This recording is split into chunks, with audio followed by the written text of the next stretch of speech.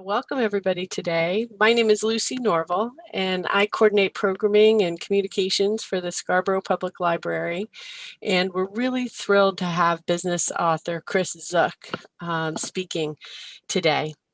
And I want to tell you a little bit about Chris. I could go on and on, but I won't because we really want to hear his wonderful talk.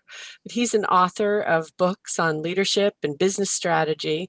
And Chris's most recent book, The Founder's Mentality, was widely acclaimed and a bestseller. He was recently inducted into the Thinkers 50 Hall of Fame of the top business thinkers in the world. Chris has spent most of his career as a member of the Bain partner team, growing Bain & Company from a startup to a global consulting leader, employing over 10,000 people. For more than 20 years, he was head of the firm's global strategy practice. And in his client work, management roles, speaking and writing, Chris has specialized in how companies find new sources of profitable growth and how leaders anticipate and address the predictable challenges of preparing their organizations to grow in the future. He's a repeated best-selling author of 5 books, notably the one he's speaking about today, which was published in 2016 by Harvard Business Press, and Beyond the Core, Expand Your Market Without Abandoning Your Roots, which was voted one of the top 100 business books ever written. Chris received a Bachelor of Arts in Mathematics and Economics from Williams College, a Master's in Philosophy and Economics from Exeter College, Oxford University, and Master's and doctorate degrees from Harvard University. He splits his time between Boston and Amsterdam and is presently starting work on a new project. Chris is married with 2 children. His main personal interests are travel photography, playing guitar, fitness, and tennis. So Chris, welcome to the Scarborough Library. Thanks, Lucy, and thanks for those people joining in. The one thing, and that's very generous, comprehensive biography. The one thing I would add is that I live more than half of my time in Scarborough now. I'm in Boston at the moment, but I'm gradually migrating my time to Scarborough, which has just been just really incredible. Let me just make a couple introductory comments about what I'm going to go through comes from, about its origins. You know, I just retired a couple weeks ago from Bain & Company, where I spent most of my career. And as you get older, you sort of look back and try to reverse engineer some logic to how you've spent your life.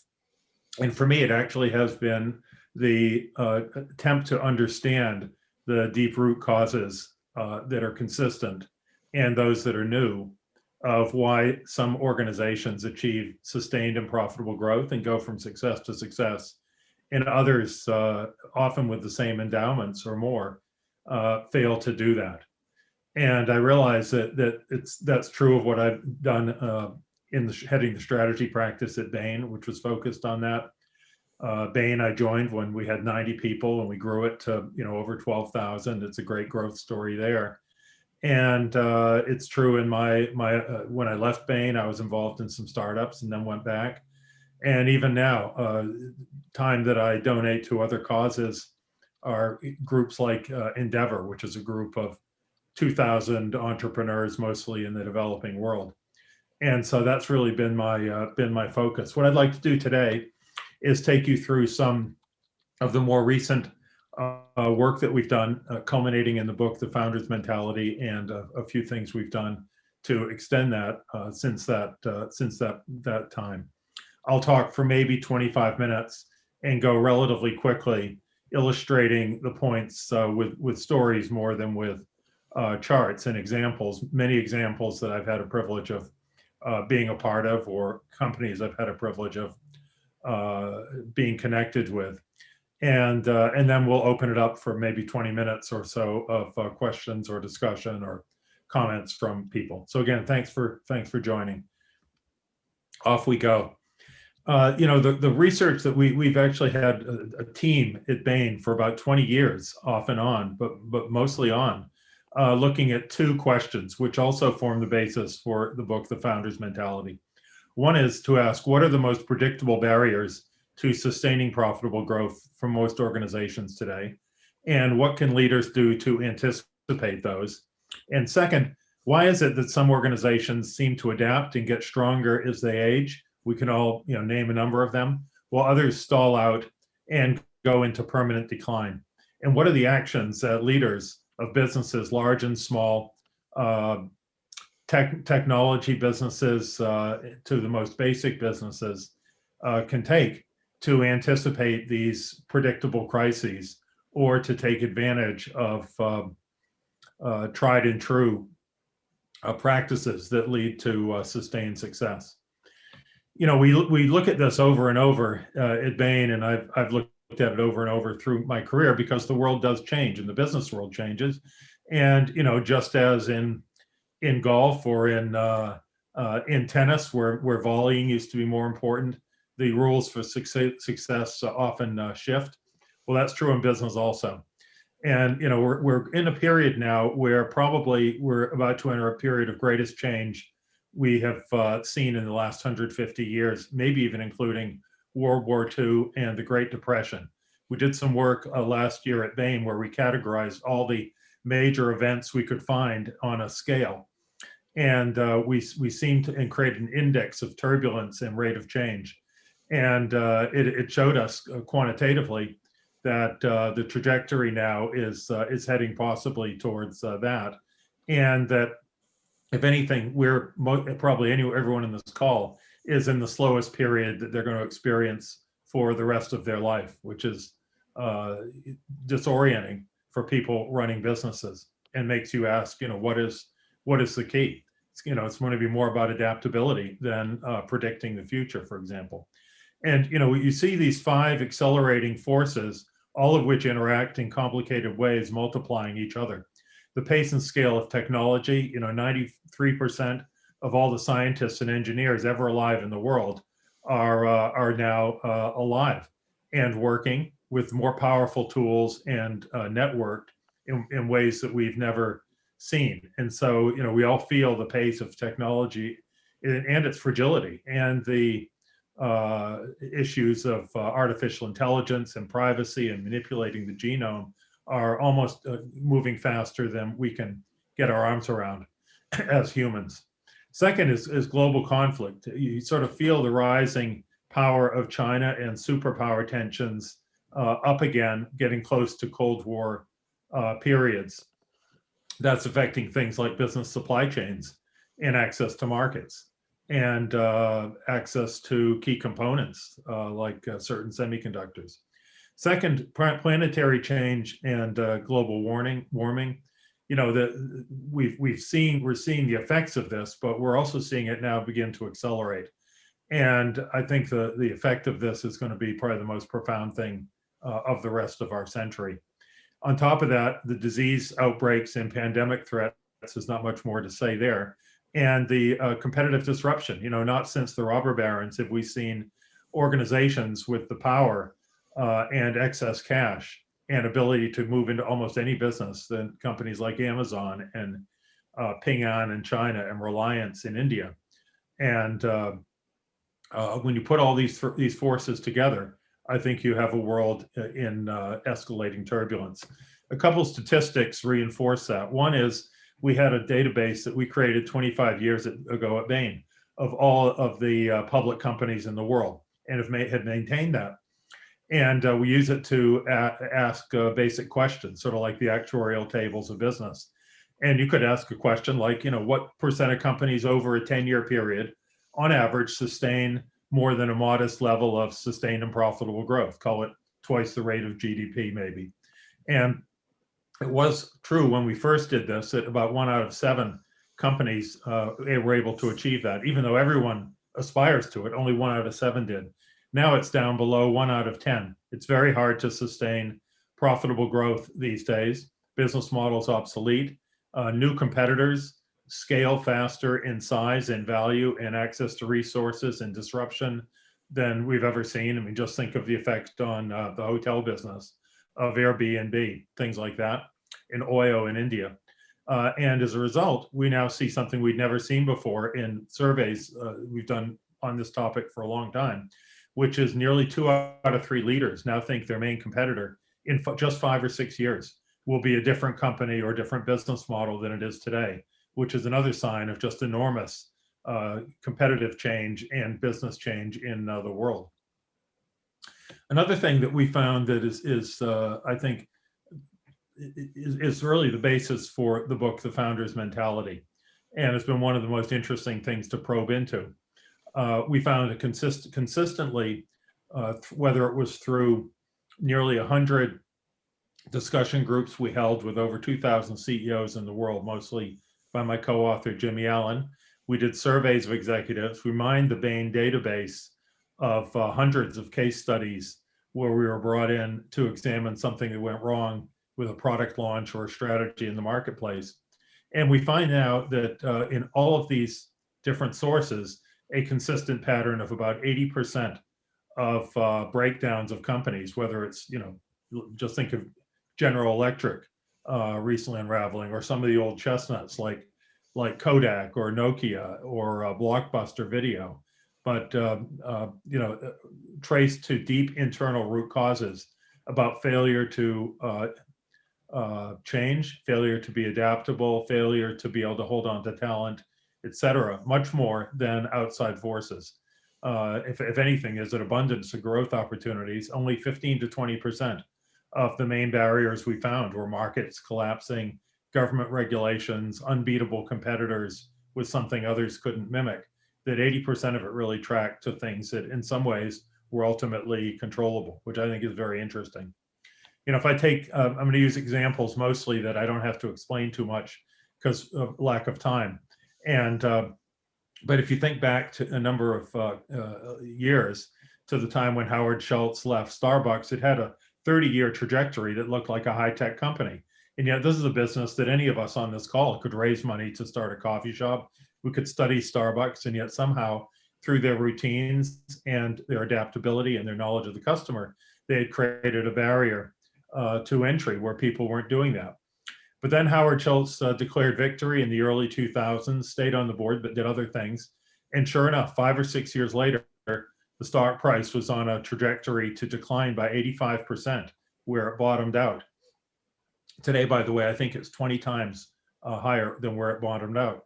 They begged Howard to come back, the founder, and he did. And people were saying it's external forces, that people are tired of Starbucks, that it's saturated on every corner, that people aren't drinking as much coffee of that nature, that new competitors have popped up, Joe and the Juice, that appeal to younger people.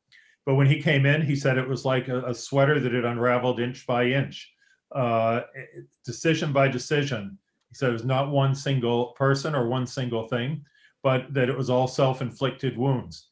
They had built huge aluminum machines to make quarterly earnings and productivity that hid the baristas, and they made the sense of the coffee shop not the coffee experience he had sought. They put in to pump up quarterly earnings things like cheese sandwiches and all kinds of food, which when you melted the cheese ruined the coffee experience because the cheese had a noxious odor. They filled it with videos and CDs and all kinds of other things. They cut costs out of the stores by reducing training, by cutting management, and doing a range of things that were discouraging to the staff. And so Howard Schultz came back. He reversed a lot of those, went back to the original principles. And as I mentioned today, it's 20 times more valuable than it was at its low point. So I think that's an example of a business where some people were saying, well, it's over, and where it turned out to be not the outside world, but self-inflicted wounds.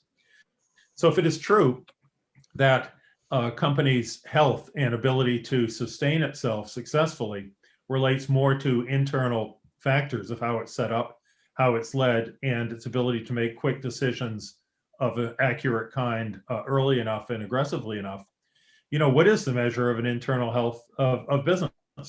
Particularly at this stage when I have my physical at my doctor's, which I take very seriously, it has all kinds of elements that are well predicted. You look at your blood pressure and your trajectory of your weight and do your body chemistries, et cetera.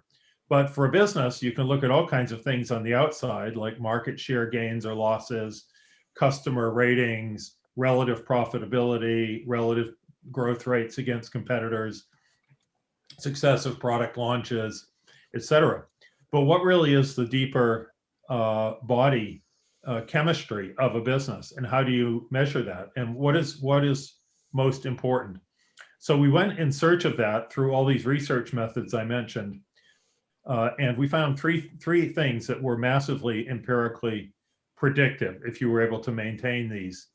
And we called those the founder's mentality. And we found that if you were very strong on these in our database, that you had maybe as much as a 15 times greater chance of sustaining 15 years of successful, profitable growth than if you didn't have any of these. So what are they? This sort of measure of the internal health of companies. And they really are in many ways the great traits of the founders, great founders that set up lasting businesses. One is what we called insurgency.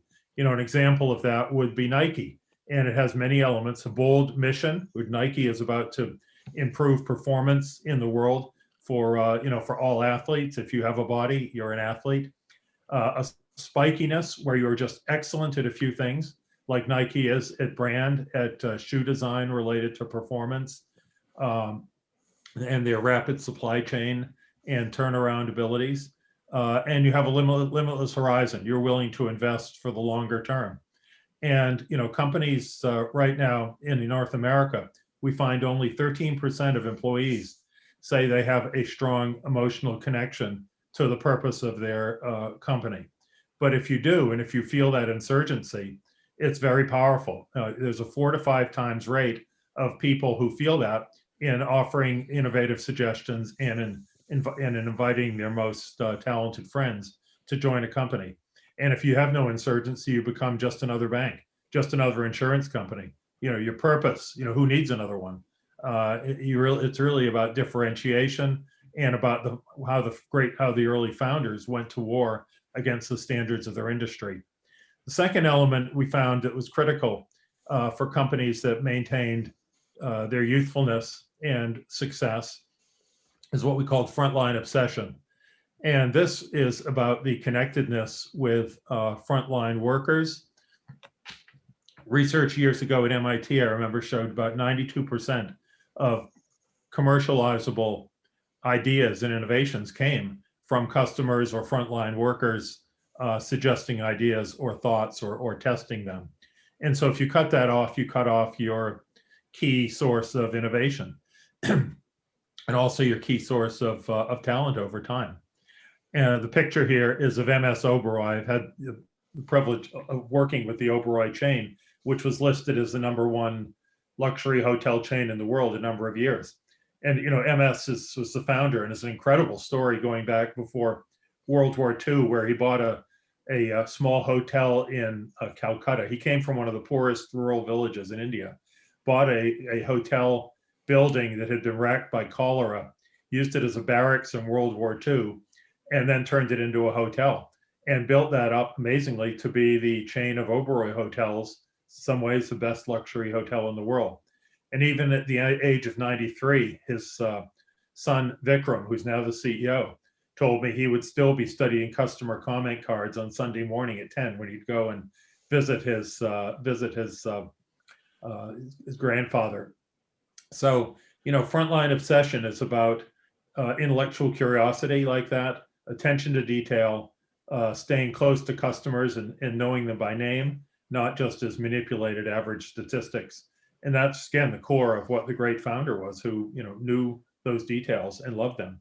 And the third element we found was what we called, I forgot to put this in, this is just a piece of data that shows what we call employee net promoter score, which is a measure of loyalty to your company.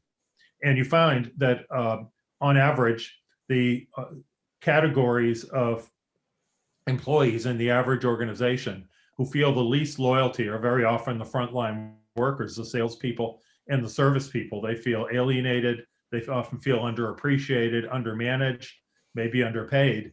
And just like fish can rot from the head in the opposite direction, so too organizations, I think, can decay and decline when frontline workers feel that. The third element of the founder's mentality measures of health of an organization is what we call an owner mindset. Every great founder had an aversion to bureaucracy and the five distortions of bureaucracy, and a bias to act and take accountability for resources. And as companies become large and can get to 12 or 14 layers, you often can lose track of those things. People avoid responsibility. Politics sets in, bureaucracy and its distortions begin to creep in. And the picture here is of the guys at 4G Capital who started, who Ambev in Brazil, which then turned into combining with Interbrew to be InBev, and is now the world's largest beer company. I mean, who would have ever thought that a private equity owned brand, Bavaria brand, I remember when I visited them when it was just Ambev, and they were next to a favela with green water from pollution in Sao Paulo, Brazil. And now to have turned that into the largest beer company in the world, even buying Anheuser-Busch, is a really remarkable story. And at the core of it is the owner's mindset. It's central to the success of private equity. We called the book The Founder's Mentality, not so much that it was a love letter to all entrepreneurs or founders. Most founders fail. But we did ask the question, what is it unique about those founders and their companies that did persist? And when we even did a very simple piece of analysis and taking the Fortune 500 and splitting them into those companies where the founder or the family is still somehow involved. So it'd be, could be anything from Dell to Nike, where Phil Knight is still on the board, to IKEA, where the family's involved. And those companies where the founder and family are long gone, we found about a 3 times difference in 15-year return to shareholders, which is pretty incredible. So then, of course, the geniuses, which is good to be critical, come out and say, well, that's all about the internet. And so we stripped out Facebook and Amazon and those companies and still found it was about 3 times. And then somebody said, well, Apple became the most valuable company in the world. That's just a distortion of Apple. So we took Apple out and it was still that. So that's why we dubbed it the founder's mentality. It really is about these founder traits and how you imbue those into a firm, even when you're gone. One of the most shaping experiences for me was a decade of working at Dell Computer with pretty much all my time in the 90s. Dell became the company of the decade. Michael became the CEO of the decade and had the fastest growth rate of a company to 10 billion in the history of the planet. But, the company stalled out when PCs became much less expensive, and his unique direct model to assemble them didn't have the nature of an advantage when PCs were not $2,000, but $200 or even less. But Michael came back as CEO and said, I want to reinvent the business. I want it to be the largest startup in the history of the world. And so he went private, biggest public to private transaction ever, combined with EMC, the largest tech merger ever, and created a new insurgent mission, which was to become the most relevant company to cloud computing in enterprises in the world, which he's well on track to do. And it's rejuvenated the core business. The Frontline Obsession is back. Loyalty scores are off the charts at Dell. And certainly Michael epitomizes an owner's mindset. Every company begins in the bottom right of this simple chart, where the founder's mentality is the founder, and where the business is small, the vertical axis being size. And then the businesses try to grow. They try to grow organically. Maybe they grow through acquisition. They move into adjacent areas. And you find that very often as they do that, they create layers. They become more internally focused. And that unmanaged, there's a natural path where the great trait of a founder's mentality, which was central to the energy in a small young business, begins to erode. Frontline people become more distant. Politics sets in and the distortions of bureaucracy, and maybe even the insurgent mission begins to dilute the purpose of the company. So you can see in the founder's mentality that one of the main things we focused on was, what are these creeping and predictable forces and crises? And we found there are two sets of them. I won't go through them.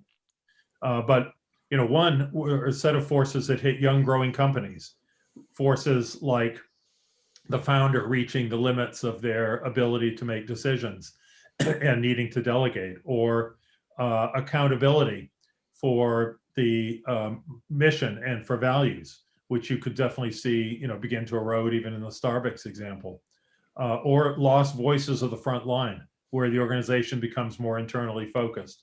And then similar, what we call the south winds that blew large companies into struggling bureaucracies, which happened in a number of the examples I mentioned before, and so many others. Remember a couple of years ago, Uber, it was a pretty remarkable example of a startup reaching $60 billion in value, hit the wall.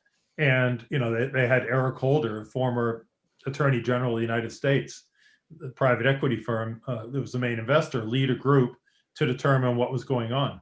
And they found all four of those west winds had blown Uber off, that it wasn't the idea, it wasn't anything in the marketplace, but that the founder had reached the limits of his management ability, that accountability had created a frat atmosphere that was repelling women in the workforce, and they're having trouble hiring them. They had open positions in 11 of their top 13 management positions. They had lost touch with the drivers, who were showing less loyalty than competitors like Lyft. And it was mostly internal phenomena related to those winds that blew Uber off course. And you just see that so often. In large companies also, stall out is a pervasive phenomenon. We found in analysis of tech firms that if you stall out, meaning going to low single digits revenues, very low single digits, or negative profits, and negative and flat stock price over an extended period of time, that the odds of rebounding were extremely low, like about 1 out of 5 to 1 out of 7. And we also found, in looking at 15 years of data, that between half and 2/3 of companies either are acquired, stall out, or go on the verge of bankruptcy. And this is increasing over time as business models are becoming more fragile. The danger of stall out is a real one, and it's very hard to rejuvenate a company once it's stalled out. I think if there's one theme that runs through it, this is a picture I took on one morning in the streets of Bombay. And I remember staring at this telephone pole saying, imagine the poor technician that morning who's told to go to pole 1024A and identify the problem, that there seems to be a breakdown.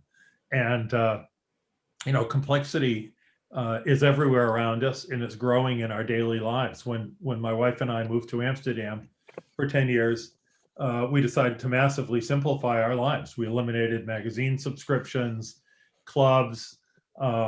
We sold more than half of our belongings. We didn't have a car for 10 years.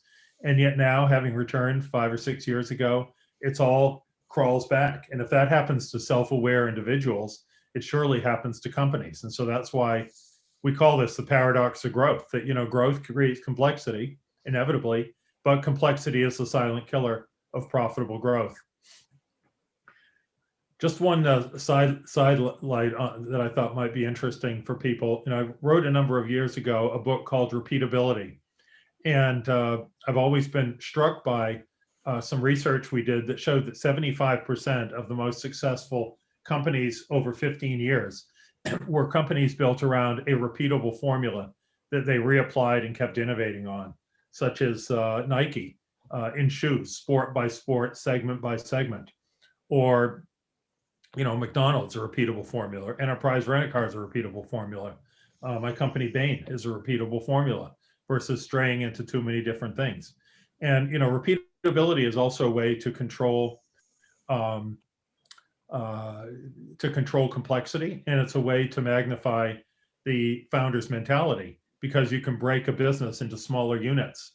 So it allows learning to be a greater advantage because you have similar units. It reduces complexity of growth because you are building in a modular fashion. It focuses innovation and learning on the model. And you can see that in so many examples.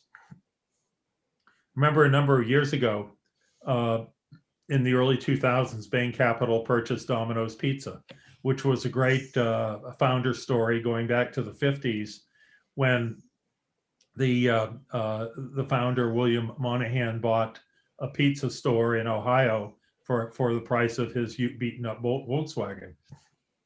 And he obsessed on the processes of making pizzas and on the delivery, and became quite good at it. But over time, he was unable to really manage the complexity of the business. And so Bain came in and hired a CEO named Tom Doyle, who brilliantly saw what this business needed to do in order to turbocharge itself and actually regain the energy and founders mentality. And you can see this chart of its stock price looks like a high-tech firm, and yet it's pizzas. And in fact, it's not even the best pizzas. If you go online, you find that typically for chains, it's about number 9 or so for pizzas. And you say, well, what was that? And basically, Tom and his team did a couple of things. One, they had an insurgent mission around technology, around delivery, and connecting with the customer through amazing apps that are award-winning. And no other pizza chain was doing that. That became the core, the delivery core, and the connection with the customer. And then second, they really turbocharged the franchise model. And in fact, even in the last, I think, 2.5 years, it's doubled again since that chart in value. And they made the franchisees center of learning. They made it so that they could become quite wealthy. In India, I talked to the franchisee owner, and he has over 1,000 pizza stores in India, and has even learned to deliver in less than half an hour during the monsoons, which takes a lot of innovation.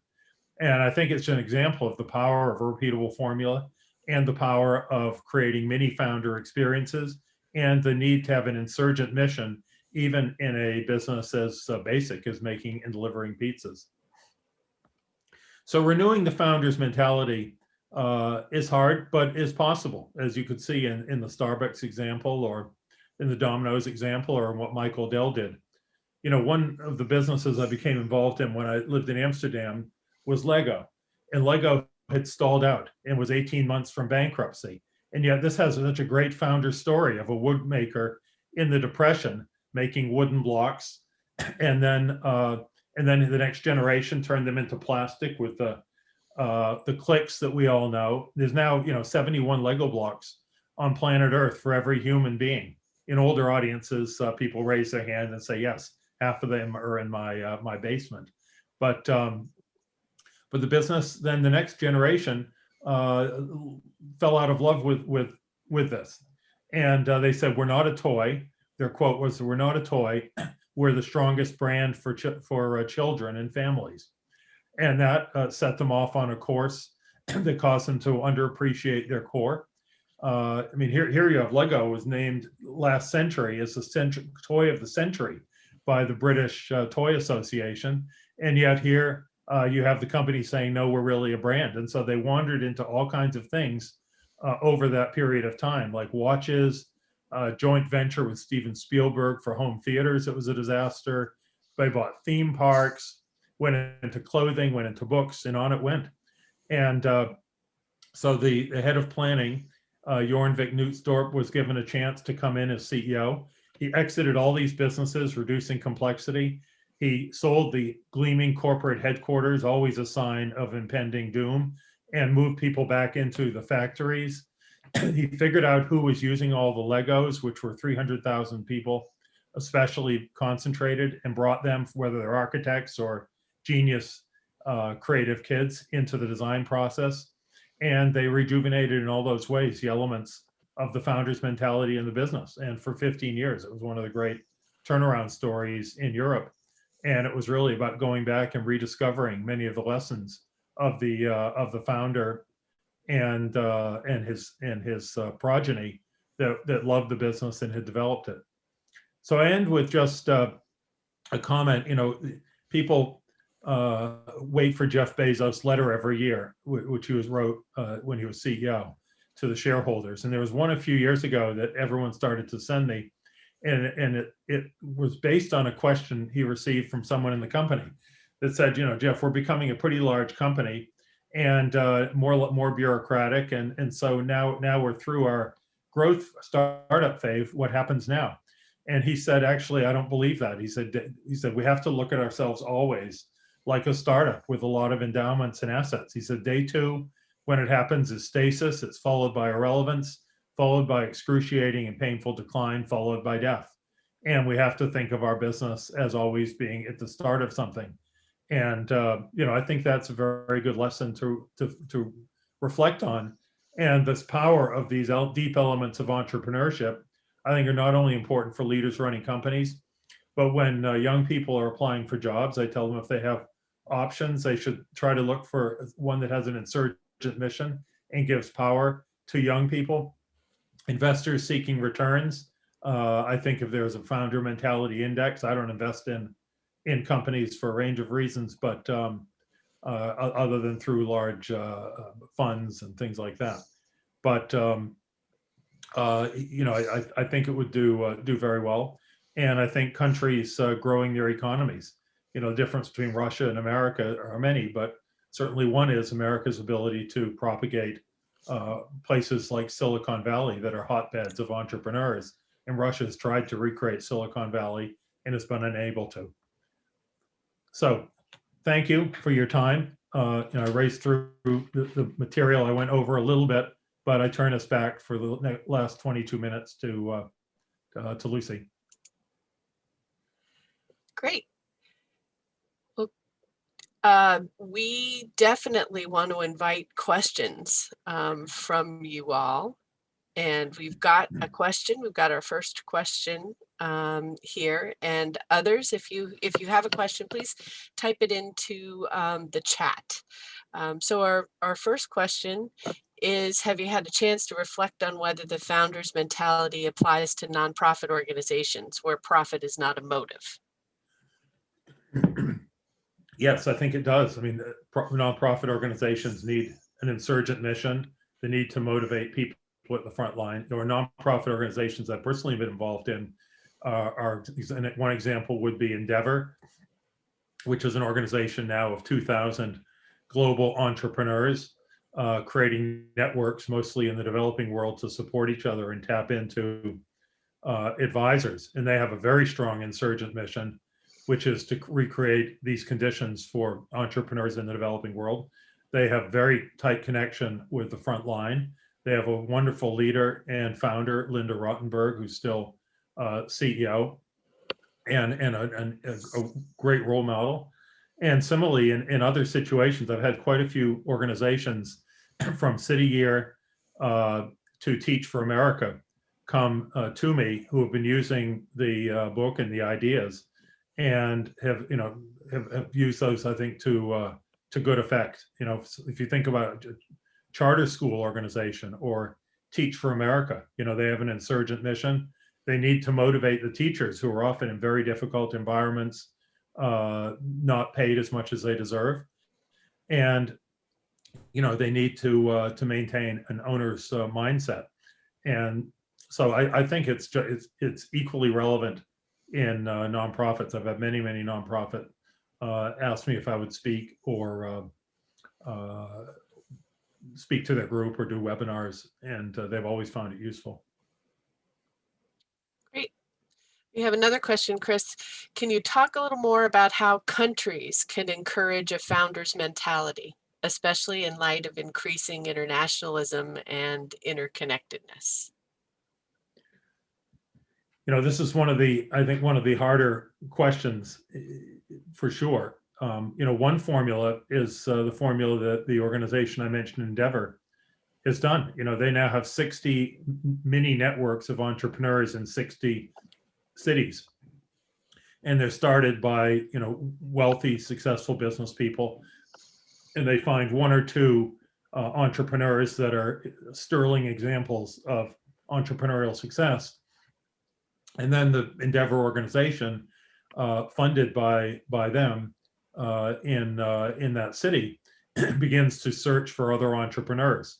And they just set up one in Detroit that I visited recently that had a set of incredible entrepreneurs and had links to university, had role models, had advisory boards that were worldwide, and now have a network of other entrepreneurs that might have encountered these problems. So I think one is, there's a Harvard Business Review article by Linda Rottenberg on this, in conjunction with one of my Bain colleagues. It shows the formation of these networks. Second is, entrepreneurship can also go away, and you can also go after it in the wrong way. Russia tried in several different city locations to build Silicon Valley around universities and to pump enormous amounts of money into startup areas in like industrial parks. And those have all completely failed. It hasn't created a single large entrepreneurial startup business. So the chemistry of entrepreneurship requires, I think, a certain unconstrained freedom. Interestingly, that does seem to exist to a certain degree commercially in China, which is becoming a hotbed of entrepreneurs. And the number of people who can get rich in China is really astounding. The number of multimillionaires, $100 million or billionaires. And on the other hand, you can have a place like Japan, which was once the hotbed of entrepreneurship after World War II, with all these great founders, Toyota to Sony, Morita, founder of Sony, Hitachi, Toshiba, and people were flying over in planes to study total quality control and what they were learning. And now Japan is number 85 out of 85 in a survey a couple of years ago of the desire of younger people to be entrepreneurs. So, you can kill it as fast as you can create the ingredients. Middle East had enormous trouble doing that too. Great, thank you. We have another question. Why did you choose Amsterdam rather than Paris or the like? Well, I was in a privileged position of being able to more or less go anywhere that I wanted to. When I decided I wanted Don and I decided we wanted to live in Europe for a period of our life.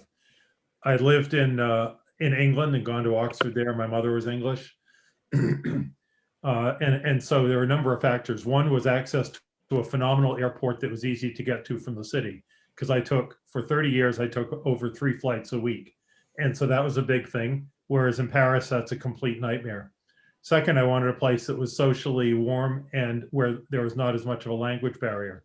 And my experience in Paris is that I don't speak French, and there is one. The Dutch speak fluent English as well as any country. I tried to learn Dutch, became chairman of the American Chamber of Commerce in the Netherlands for a number of years, and thoroughly enjoyed that.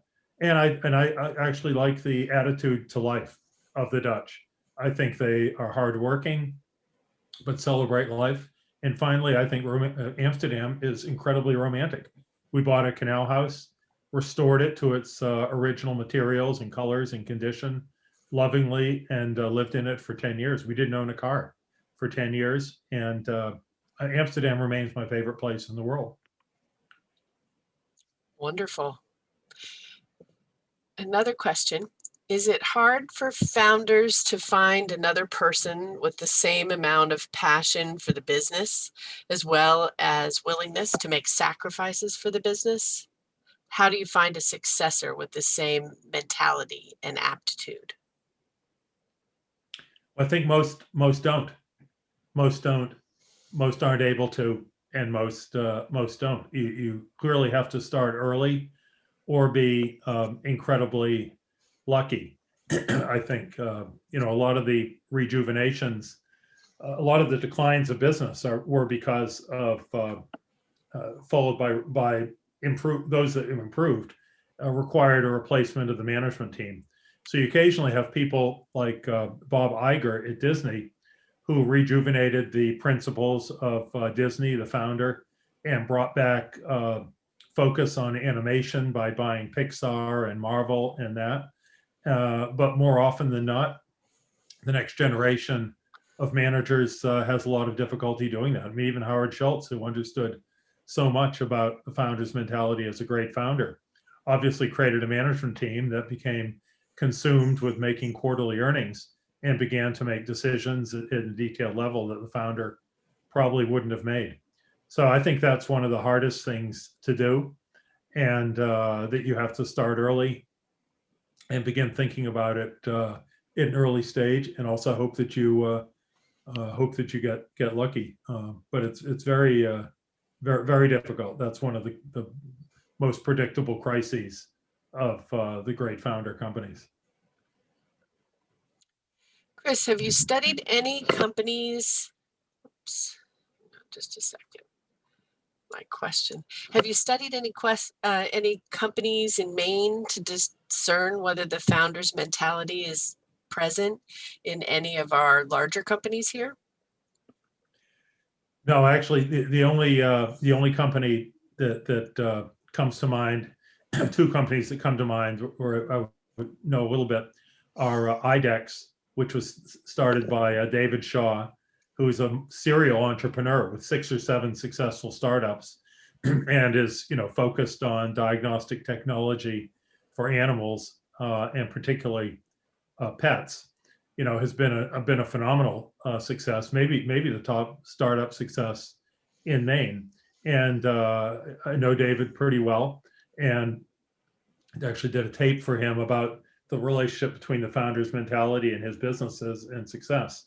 And he epitomizes these 3 elements of the founder's mentality to a T.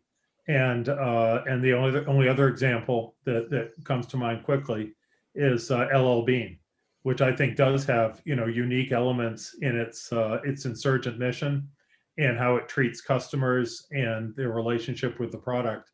And I just saw the statistics that showed how well LL Bean did relative to other retailers, even during the pandemic. And so I think, to me, those are the 2 top entrepreneurial successes both of which, in both cases, the founder is still, or the family is still involved in some way. For the companies that survived the pandemic and the hard the reboot that it caused, what advice would you give to leaders about going back to the core?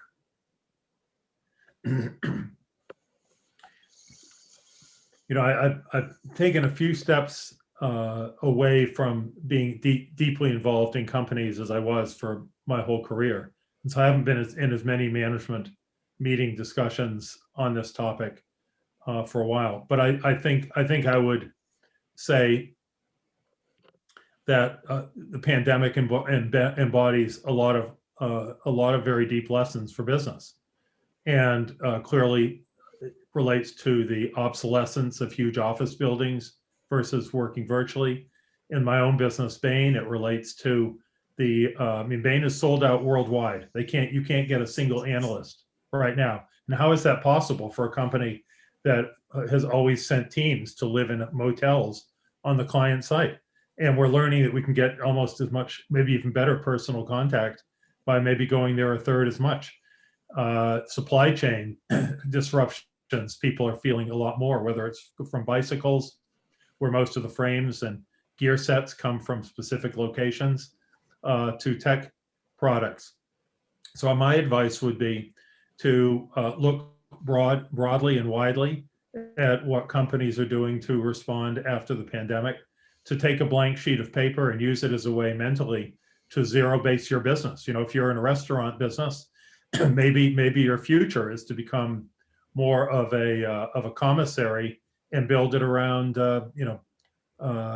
delivering meals to people or setting up meal experiences outside.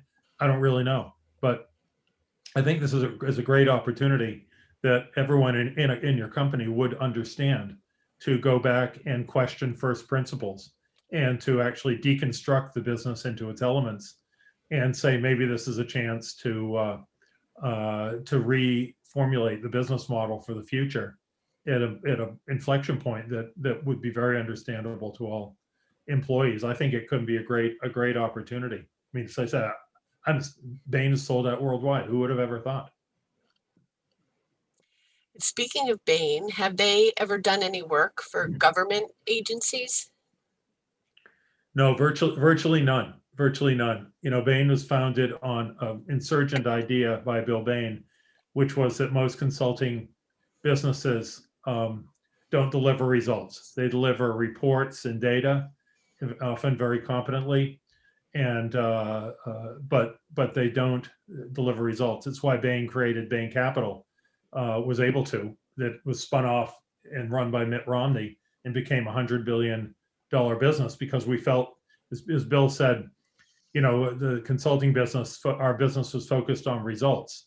And now 70% of our projects take fees related to the company grading us on results. And the people who do the best within Bain are those clients that are satisfied with getting the results. But Bill used to say, you know, the consulting business sells profits at a discount, but in the early years of private equity, if we could apply the same techniques, it would be like buying profits at a bargain. And I think that eating your own cooking in that way was central to the growth of Bain. So, yeah. Great. And as far as an insurgent mission goes, most companies and nonprofits have a mission. How do they test it in terms of its level of insurgency? How can an organization have a more insurgent mission? You know, you make money in business by being unique and differentiated on some dimension that is incredibly important to a customer. You know, so Southwest Airlines, in a world where no airlines made money, has a unique business model. JetBlue, if you fly JetBlue, it has a unique business model built around a view of their particular segment of customers. And over time, as organizations grow, they begin to try to serve all customers, and they try to have all products and all that. And so I think the key in testing your insurgency is to ask what makes us most unique within our most loyal customers, in the core of the core of the core of our business, in their eyes, and to build your narrative around that. And if you're a bank and you're no longer sure what makes you unique in your core of your core customers, then you become just another bank. And undifferentiated businesses don't have profits to reinvest. You know, if you think of all the shoe companies, Nike is unique in having 6 out of 10 made of the top athletes in every single sport signed under contract. And by the way, they invest in technology of performance. And, you know, if you think about Nike, people there feel enormous sense of pride. I've spent a lot of time there around their insurgency. Whereas there probably are shoe companies where people can't really describe what makes them particularly unique or don't find that inspiring. So I think it starts with your core customer, and starts with people at the front line about what gives them most pride and what do they find most unique about the business. And if they're not sure, and you can't figure that out, then it probably is time to go back and back to first principles.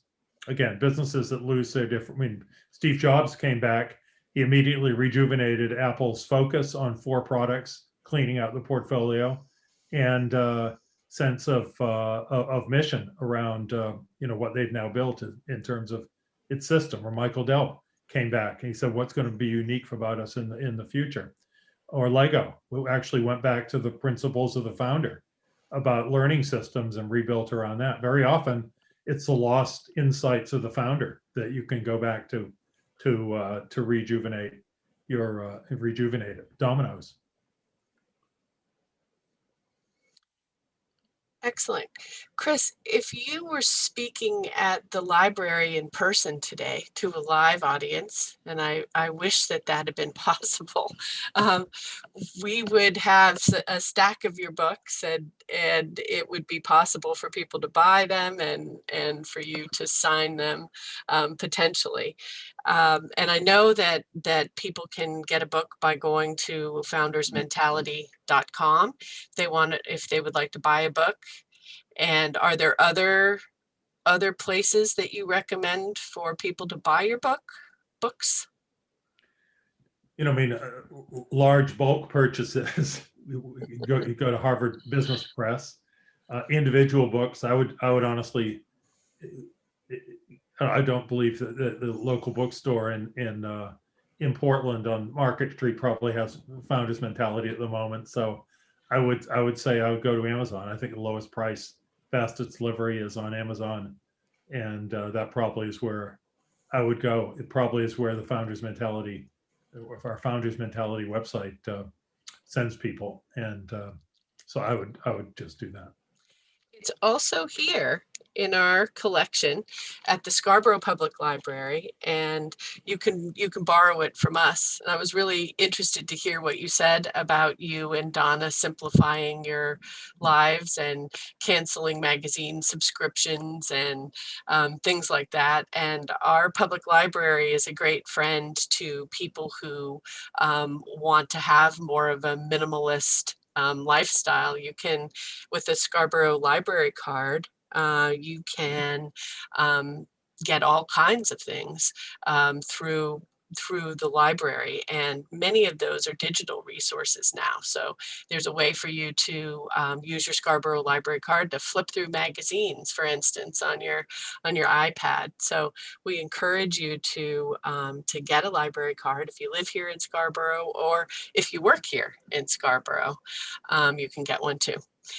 And we have on behalf of the local bookstores, we're wondering if they can order a title. And I imagine that many of them would be able to order a title. So if you have a regular local bookstore, it's possible that they could get their hands on the Founders Mentality or others of Chris's books. Well, Chris, I think we're right at 1 o'clock. So on behalf of the Scarborough Library community, I want to thank you for your really interesting talk, and for answering so many questions from attendees. My pleasure. Thanks, Lucy. It's great to have you. Thank you. Bye.